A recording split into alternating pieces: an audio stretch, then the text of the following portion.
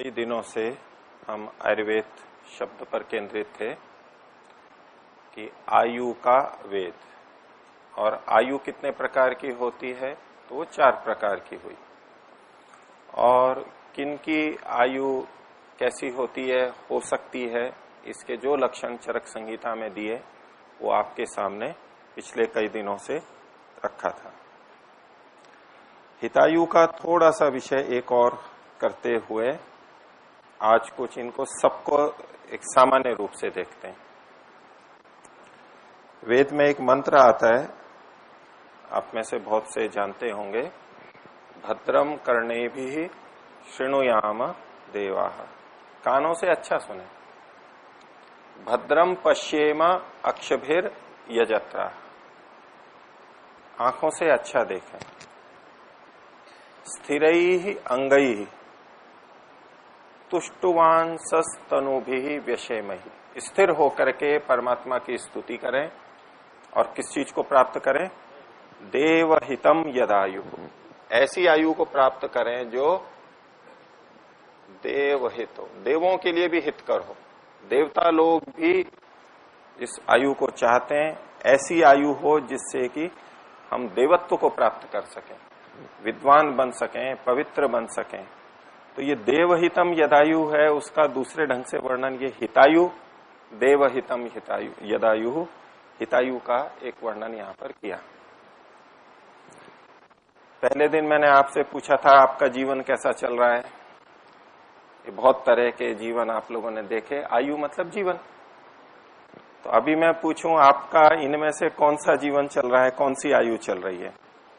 सुखायु, दुखायु, हितायु, अहितायु? विचारने की बात है, मिश्रित चल रही है। अर्थात कुछ चीजें सुखायु जैसी हैं और कुछ चीजें दुखायु जैसी हैं। कुछ कमी है तो इसलिए दुखायु है, और कुछ अच्छा है इसलिए सुखायु है। और कुछ हम बहुत अच्छा कर रहे हैं तो उतने अंश में हितायु है, लेकिन कुछ अंश में हम अहित भी कर रहे हैं तो अहितायु है।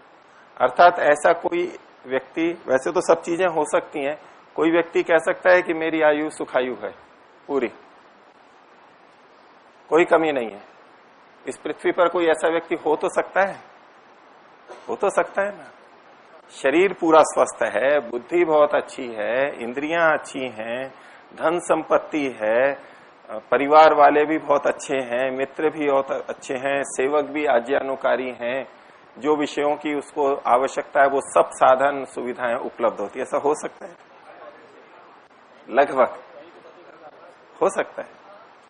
और कोई ऐसे व्यक्ति भी हो सकते हैं जिनके पास ना तो धन है, न शरीर अच्छा है, न बुद्धि अच्छी है, इंद्रियां भी विकृत हैं, परिवार वाले भी अच्छे नहीं है, मित्र बंधु भी अच्छे नहीं है, गलत गलत व्यवहार होते रहते हैं, क्लेशित होता रहता है, किसी से तालमेल नहीं बनता, लोग उसकी बात नहीं मानते हैं, लोग उसका सम्मान नहीं करते हैं, अलग थलग पड़ा हुआ है। ऐसे भी लोग हो सकते हैं।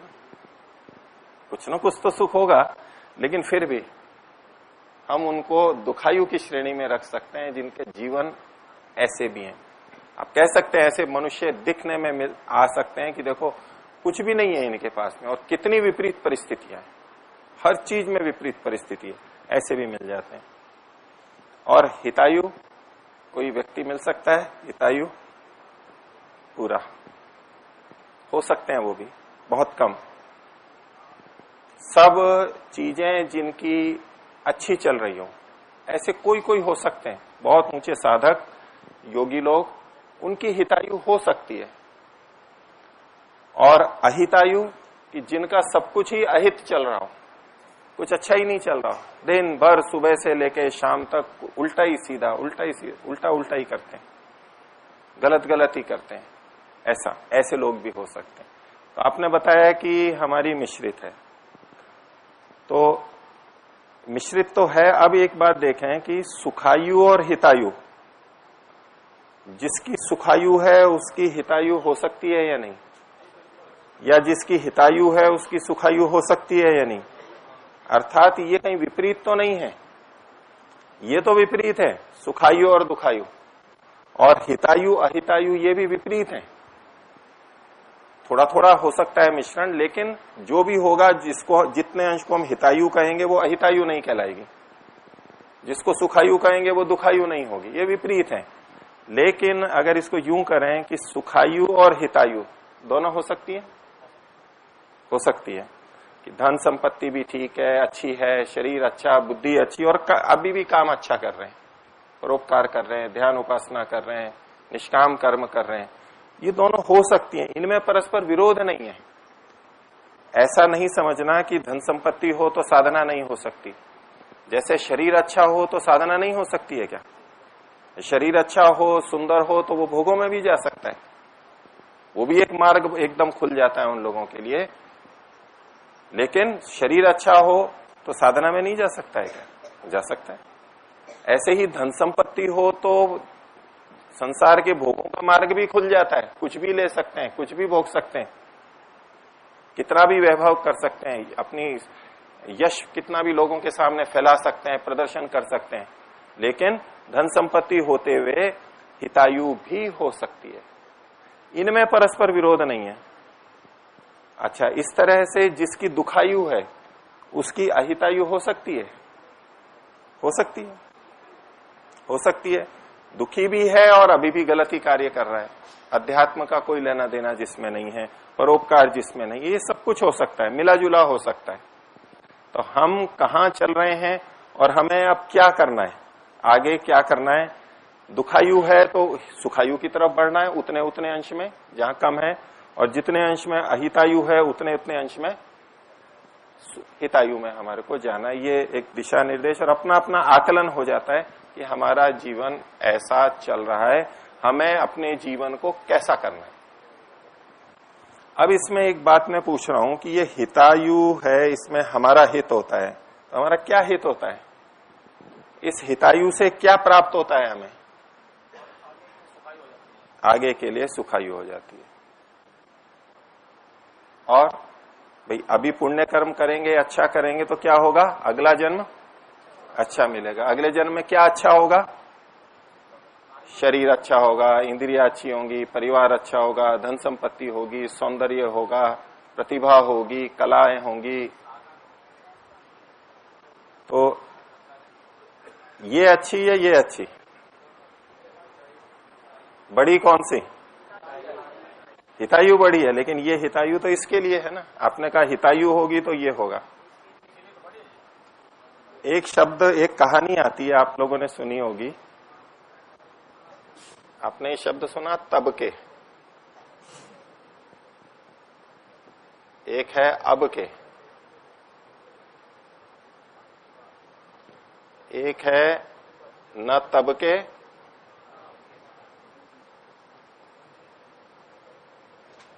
न अब के। ठीक है, लौकिक भाषा में कहानी है, बात यही है। और एक हो सकते हैं तब के और अब के। एक राजा ने पूछा मंत्री से, जिसकी भी कहानी है अकबर बीरबल की, या सुन रखी है ये कहानी? नहीं सुन रखी? तो बोले संसार में कितनी तरह के लोग होते हैं? तो क्या 4 तरह के लोग होते हैं। तो बोले कुछ है तब के। तब के कौन? तब मतलब पिछले जन्म के। पिछले जन्म में जिन्होंने कर्म किया और अभी धनवान के यहाँ जन्म लिया, अच्छा शरीर है, यानी हितायु सुखायु है जिसकी अभी जन्म से जो अच्छे परिवार में, धन संपन्न, अच्छा शरीर, अच्छा पोषण, सब कुछ अच्छे परिवार में जो जन्म लिया, जिसकी सुखायु है, वो बोले कैसे हैं ये? तब के हैं। लेकिन अभी कोई पुण्य आदि और अच्छा काम नहीं कर रहे हैं, सुख सुविधाओं में जीवन जी रहे हैं। तो ये जो इन्होंने आज प्राप्त किया है, ये इनका जीवन वैसे वास्तव में कब के थे? ये तब के थे, अब के नहीं है। ये अभी नहीं कर रहे हैं अच्छे काम, केवल सुख सुविधाओं को भोग रहे हैं।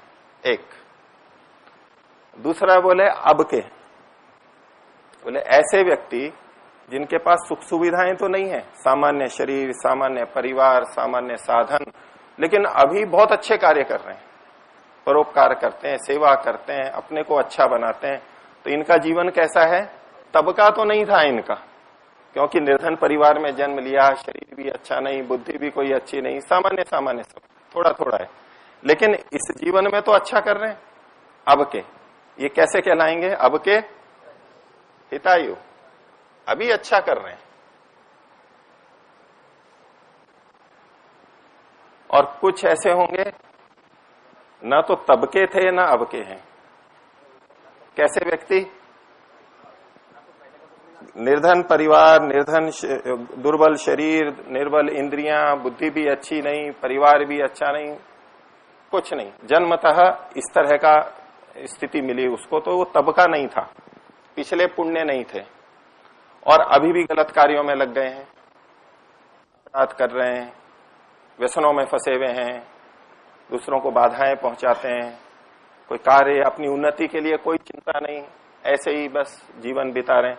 तो ना तो वो तब के थे पिछले जन्म के, और ना ये जन्म उनका अच्छा चल रहा है, ना तब के ना अब के।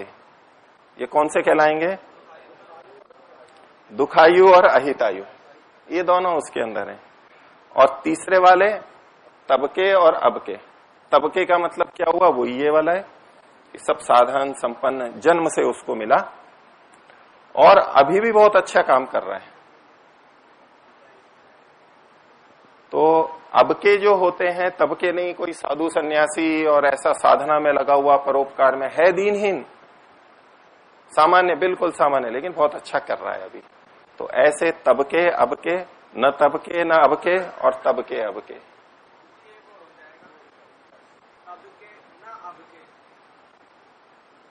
कर सकते हैं।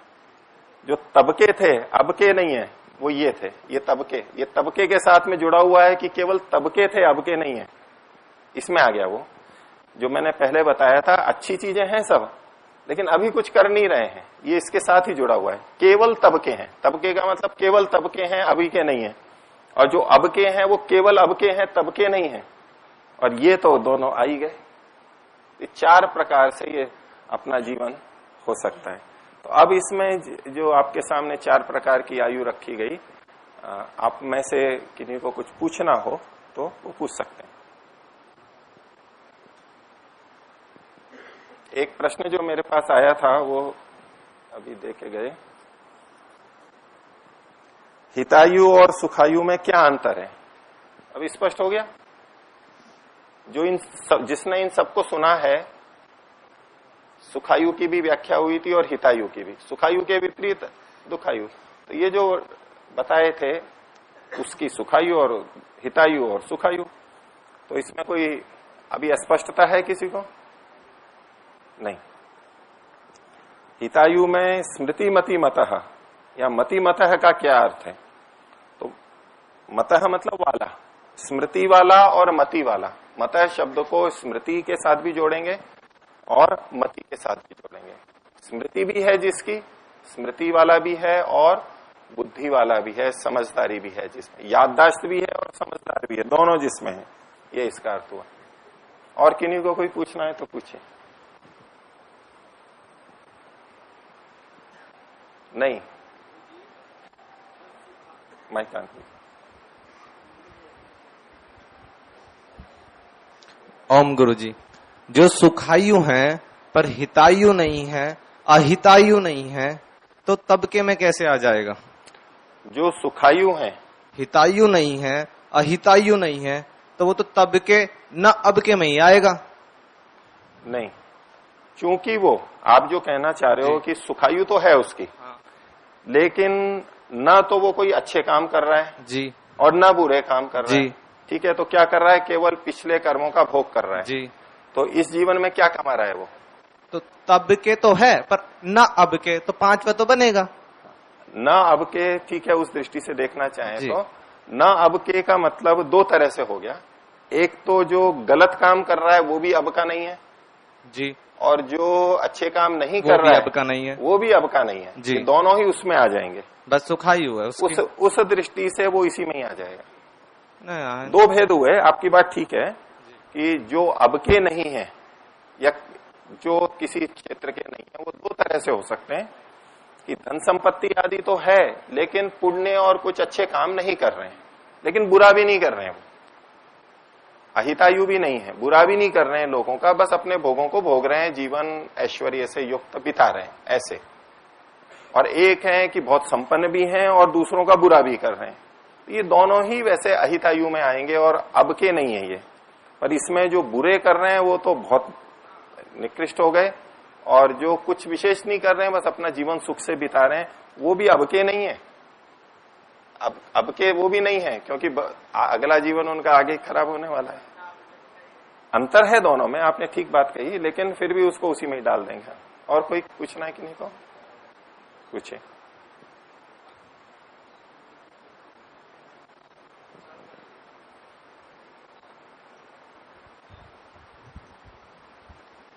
ओम प्रणाम आचार्य जी। ये प्रसंग आया कि जो है हमको जो मतलब पूजा के योग्य लोग हैं उनकी पूजा करनी चाहिए, आदर करना चाहिए, सम्मान करना चाहिए, और जो अयोग्य हैं, जो अयोग्य हैं उनका अनादर करना चाहिए।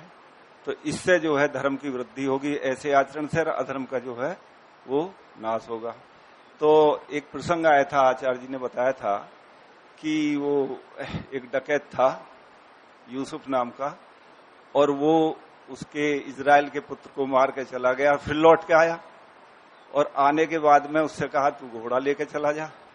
तो वो इजराइल का जीवन कैसा है, उससे क्या मतलब जो है बुरे काम करने वालों को संरक्षण मिल रहा है, आश्रय मिल रहा है। और बैठिए, देखिए कहानियां कुछ होती हैं वो किसी एक बात को कहने के लिए होती है। उस कहानी को अक्षरशः पूरा पूरा आप घटाएंगे तो वो बात नहीं बनेगी। अगर पूरे सिद्धांतों की तरह देखेंगे तो ऐसी कहानियां ठीक नहीं लगेंगी आपको। जैसा कि आप देख रहे हैं, वो भी एक दृष्टि है। जो अव्यक्त ब्रह्म के उपासक होते हैं, जो बात चल रही थी कि शुद्ध ज्ञान के और सिद्धांत और उसको लेकर के जो ज्ञान से आगे जाते हैं, सांख्य योग वाले, वो हर चीज में ऐसे ही देखते हैं, ठीक है।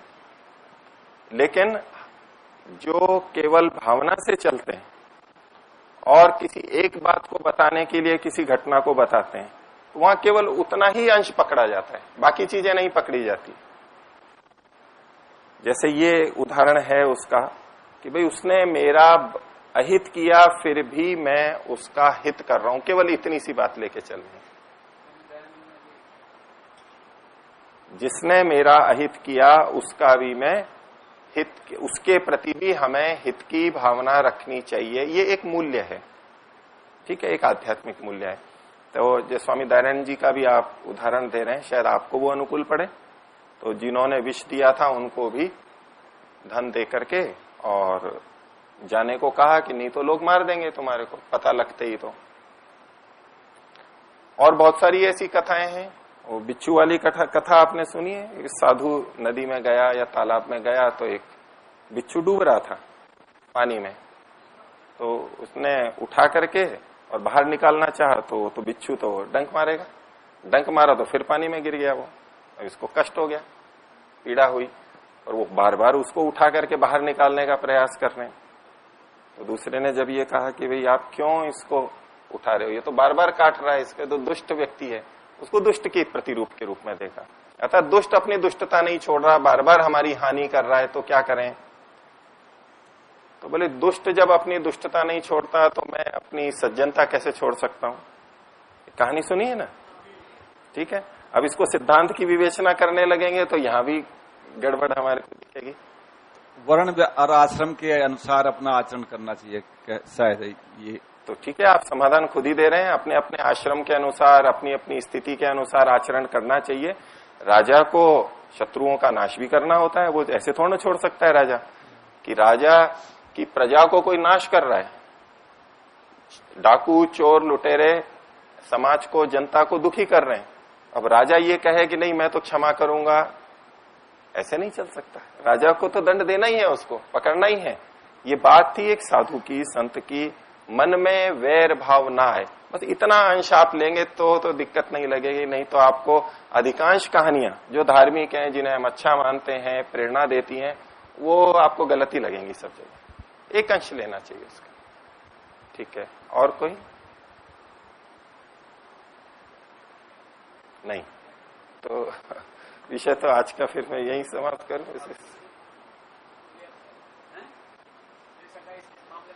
इस मामले में नहीं है। पूछिए, बैठिए बोलो। ओम प्रणाम आचार्य जी। इसमें जो सुखायु बताई है हितायु से संबंधित, इस सुखायु का प्रयोजन हमें सांसारिक सुख से समझना चाहिए या मोक्षीय सुख से, एक परमात्मा की दृष्टि से उसको समझना चाहिए? ये सांसारिक से जुड़ा हुआ है। भौतिक सुख साधन हमारे पास में है, इससे जुड़ा हुआ है ये। इसका अधिकांश भाग भौतिक से जुड़ा हुआ है। तो खैर मैं ये चर्चा कर लेता हूं थोड़ी सी, आप लोगों के प्रश्न विशेष नहीं है। ये हितायु किसके लिए है, तो सुखायु, ये इन्होंने एक बात रखी थी, लेकिन कुछ ने कहा कि नहीं ये इसके लिए नहीं है। किसने कहा था? आप कह रहे थे? कौन कह रहे थे? ये हितायु मात्र सुखायु के लिए होगी तब तो ये अब के तब के वाली बात होगी, केवल पाप और पुण्य की। ये मात्र इतनी नहीं है हितायु। जो हमने लक्षण देखे, ये केवल इसलिए नहीं है कि अगला जन्म केवल हमें अच्छा मिल जाए। ये किसके लिए है? ये मुक्ति प्राप्ति की दृष्टि से है। जो अंतिम लक्ष्य है उसकी प्राप्ति के लिए ये कहा गया है।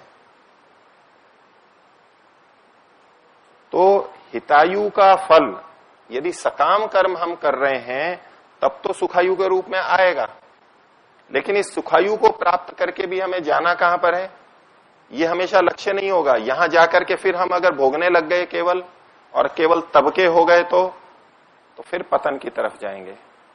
तो हितायु से हमने सुखायु प्राप्त की, साधन आदि बहुत अच्छे हमारे को मिल गए, और उसके बाद में फिर हितायु का प्रयोग किया, निष्काम कर्म करते हुए मुक्ति तक जो पहुंचाने वाली आयु होती है उसको वास्तव में हितायु कहा गया। हितायु का लक्ष्य केवल सुखायु नहीं है। बहुत से व्यक्ति सकाम निष्काम के लिए जैसे बात चलती रहती है कि भाई मैं बिल्कुल निष्काम भाव से कर रहा हूं, ठीक है। अब निष्काम भाव का मतलब क्या है कि भाई मैं यहां से कोई वेतन नहीं ले रहा हूं, बस जीवन चलाने के लिए जितना भोजन वस्त्र निवास है उतना ले रहा हूं। ये निष्काम कर्म है। ये मोटे तौर पर निष्काम कर्म कहा भी जाता है।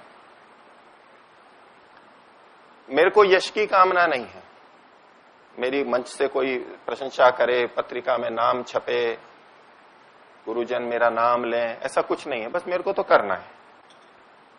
किसी पद की भी इच्छा नहीं है। संस्था में कोई पद चाहिए, कोई अधिकार चाहिए, आश्रम मेरा हो जाए, मेरे चेले शिष्य बन जाएं, सेवा करते करते मैं पूरा ऊंचा अधिकारी बन जाऊं, मेरा स्वामित्व हो इस आश्रम पे, संस्था पे, ये भी लक्ष्य नहीं। तो किस लिए कर रहा है वो? तो कई बार ये बात होती है कि जी अगला जन्म अच्छा हो इसलिए कर रहा हूं। कई बार संस्थाओं में लोग दान देते हैं, बोले मेरा नाम नहीं बोलना, मेरे को यश नहीं चाहिए। रसीद भी गुप्त दान की लिखाएं तो लिखाएं, नहीं तो कुछ भी है। लोगों से मत कहना, कोई आवश्यकता नहीं है मेरे को। बिल्कुल निष्काम भाव से चुपचाप आकर के दे जाते हैं अच्छे कार्य के लिए। लेकिन क्यों देते हैं ये? ऐसे व्यक्तियों को निष्काम कर्मी मान लें तो बोले क्या इच्छा है, क्यों देते हो आप ऐसे दान, क्यों देते हो, सेवा क्यों करते हो? बोली ताकि मेरा अगला जन्म अच्छा हो। ये जन्म तो अच्छा हो ही गया है, ये जन्म तो अच्छा है, सब कुछ चीजें हैं, किसी चीज कमी नहीं है मेरे को, लेकिन अगला जन्म भी मेरा ऐसा अच्छा हो, इससे भी अच्छा हो, इसलिए मैं ये परोपकार का काम, सेवा काम, दान आदि करता हूं। तो अगला जन्म अच्छा हो तो क्या अच्छा हो उसमें?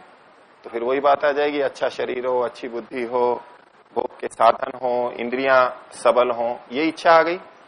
ऐसी इच्छा से जो सेवा कार्य किया जाता है, जो दान दिया जाता है, वो यहां तो निष्काम दिखता है, लेकिन ये वास्तव में निष्काम कर्म नहीं है। इसे तात्विक दृष्टि से निष्काम नहीं कहते हैं। वो यहां नहीं चाह रहा है, यहां उन लोगों से नहीं चाह रहा है जिनकी सेवा कर रहा है, लेकिन परमात्मा से या पुण्य मेरा बने और आगे अगला जन्म अच्छा हो, ये तो वो चाह रहा है। इसको आध्यात्मिक दृष्टि से निष्काम कर्म नहीं कहते हैं। इस जन्म में नहीं चाह रहा है, कोई बात नहीं, अगले जन्म में चाह रहा है। चाह तो इन्हीं चीजों को रहा है। सेवा करके परमात्मा से प्रार्थना करता है, हे प्रभु मेरे को अच्छा जन्म देना, तो ये तो सकाम ही हो गया। तो हितायु वो है जो अच्छे कार्य करके ये चाहता है कि साधन अच्छे मिले, ठीक है, लेकिन उन साधनों का उपयोग मैं क्यों करूं, उन साधनों का मैं क्या करूंगा, तो उससे मुक्ति को प्राप्त करूंगा, जीवन को अच्छा बनाऊंगा, ये लक्ष्य है। और अगले जन्म में अच्छा शरीर पा करके मैं भोगों को खूब भोगूंगा, खूब ऐश्वर्य होगा मेरा, खूब यश होगा, मेरे को सब बहुत बड़ा मानेंगे, मेरी प्रतिष्ठा होगी, मैं चक्रवर्ती राजा बनूंगा, इत्यादि कामना से युक्त होके यदि ये चीजें अच्छी मांगी जाती हैं तो ये सकाम कर्म होता है।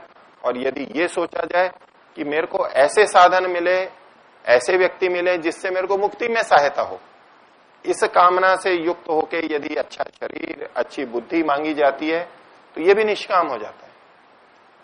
मेरे को अच्छा परिवार मिले ताकि बचपन से अच्छे संस्कार हो, अच्छे गुरुजन मिले, बचपन से मेरे को संस्कार मिले और मैं मुक्ति की तरफ बढ़ूं, ये कामना रखते हुए यदि शरीर को भी मांग रहे हैं, धन को भी मांग रहे हैं, परिवार को भी मांग रहे हैं, तो ये निष्काम कर्म कहलाते हैं। उद्देश्य क्या है हमारा, सांसारिक सुखों को भोगने के लिए यदि चाह रहे हैं इन्हीं चीजों को, तो ये सकाम कहलाते हैं, और मुक्ति के लिए चाहते हैं तो निष्काम कहलाते हैं। तो सेवा करने वाला व्यक्ति सकाम है या निष्काम, हम सकाम है या निष्काम, इसकी कसौटी अपने आप को देखनी होती है। बाहर से पता नहीं लगेगा, बाहर से तो दोनों ही एक जैसे दिखेंगे, दोनों खूब सेवा कर रहे हैं, दोनों खूब दान दे रहे हैं, लेकिन वो सकाम है या निष्काम है ये अंदर से पता लगता है। और हमें खुद को पता लगता है कि मैं सकामता से कर रहा हूं या निष्कामता से कर रहा हूं। इसलिए कोई सेवा कर रहा है और धन नहीं ले रहा है, इतने मात्र से निष्काम है ये सिद्ध नहीं होता है। ऐसा नहीं मान लेना चाहिए कि हम निष्काम हैं।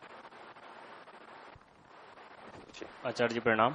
आचार्य जी, जैसे कुछ देखा जाता है, जैसे आपने भी बताया कि पिछले जन्म में जो किए होंगे उसका फल इस जन्म में मिला है, और इस जन्म में वो अच्छे परिवार से है, फिर भी वो गलत कार्य कर रहा है, तो ऐसा क्यों होता है? क्योंकि पिछले जन्म में जब उसने अच्छे कर्म किए तो उसका एक अच्छा संस्कार बना, और वो अच्छा संस्कार इस जन्म में भी आ रहा है, फिर भी वो गलत काम करता है। ऐसे अपवाद क्यों देखे जाते हैं?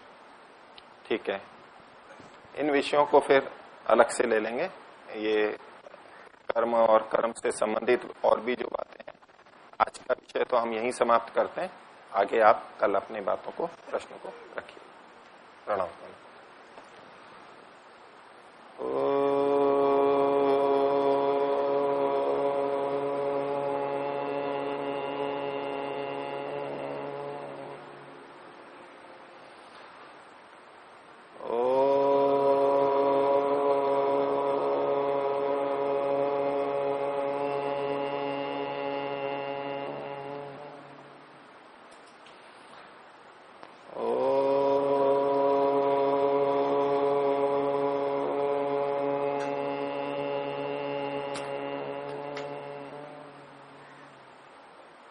सभी को सादर अभिवादन। ओम शांति।